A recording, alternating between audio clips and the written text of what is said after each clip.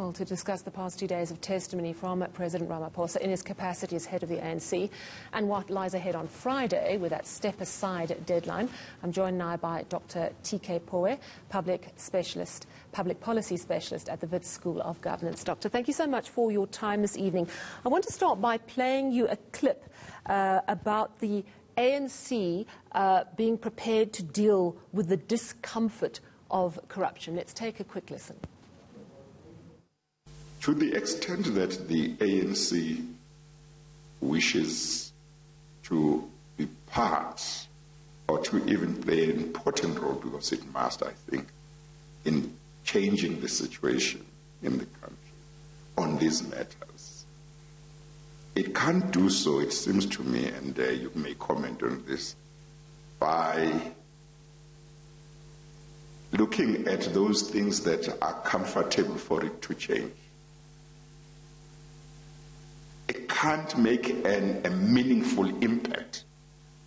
It can't make a serious contribution to making a meaningful impact on corruption and issues of state capture unless it confronts issues that are painful to confront. And say to change things, we have to do certain things that we are not comfortable to do. So, as you prepare to come back later, because even though you will be dealing with matters wearing your cap as president of the country, there's still some homework to do as president of the party, as we discussed yesterday. It's going to be important to really look at what are those really important things that may need to be looked at. TK, thank you very much for your time. So Deputy Chief Justice Zondo saying that essentially this is a difficult, uncomfortable and painful process for the ANC, but they have to be prepared to go through it. Do you think that the acknowledgements of corruption by the party leader over the past 2 days have created enough discomfort and realization that there has to be a massive sea change in the party? Evening, Sally, and thanks for having me. I think that's probably one of the most telling comments from Judge Zondo. But to answer your question more directly, no, I don't think simply saying that we are corrupt and that we want to deal with it is enough. I mean, what I think the Honourable Judge has said is something a lot of ANC documents. If you read past ANC conferences, especially reports by the Secretary General, going back to even Gwede Mantashe and even Kgaleme Motlanthe, they all acknowledge that there's problems within the ANC. So this is not as though it's a new revelation that came through today. I think the bigger question that society has always had this problem for the last, I'd say 20 years when it comes to the ANC is everybody knows what the problem is, but there doesn't seem to be political will to actually change the problem. So I think while it was important to hear, I think Judge Zondo say what he said, what you played now, I don't think anything emanating from the mouth of the president is any new revelation. Do you think we're likely to see action? And I ask this because our understanding certainly is that 30-day deadline, unless it's 30 working days, it's not clear, but that 30-day deadline, the step-aside rule, actually kicks in from Friday. Jeff Radebe, speaking to our reporter Sipamandla Goga earlier, said no, it's actually the 8th of May when the NEC will meet. But surely action on this issue is going to be absolutely critical to prove to South Africa that the ANC is serious about change. I'll take you back to what Judge Zondo said. I think it was around 32 minutes past 2. He actually said something very telling about the step aside. He, being a lawyer and understanding jurisprudence, he actually said legally there's actually no requirement for you to have something called step aside. You could easily, if you wanted to take action, actually just say, listen, there are these allegations hanging over you. As an institution or as an organization, we've actually taken the decision that when these allegations or such allegations hang around you, we're going to simply just suspend you. And it was actually interesting to hear a lawyer, because I think even the evidence leader said the same thing, said legally what you're saying, you don't actually need a step-aside rule. If you really believe X individual should really be held accountable for their actions, whether they've gone to court or not, you as an organization do not need a step-aside rule. You can actually just implement it.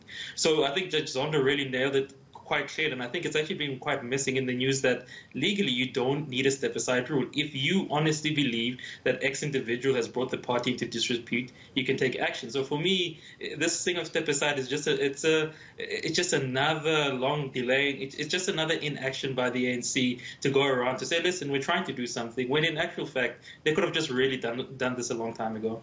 The President is suggesting that now they're fully aware of how bad things are. They've drawn a line in the sand. Of course, this is one of many lines in the sand that have been drawn. Let's listen to what he said about that. The leadership right now that has had to draw a line is responding precisely to the increase in corruption, factionalism, and that this problem is not going away. It is continuing to entrench itself by increasing, and therefore it requires drastic action that should be taken, because it is resulting in less and less support for the ANC, weakening the ANC, dividing the ANC, and simply making the ANC less of a modern party by lack of renewing itself, because as a living organism it needs to continue renewing itself, and it remains moribund, and therefore it needs to change, and this is what has led to drawing a line in the sand.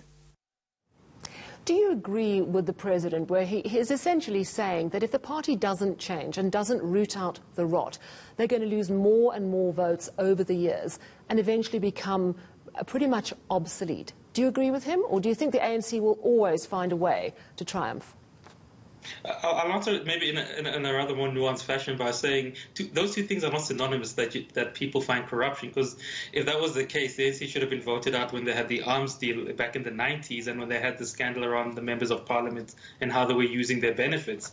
So it's not always a mutually exclusive relationship that if you're corrupt as a political party, you're going to get voted out. I think all over the world we actually tend to see this.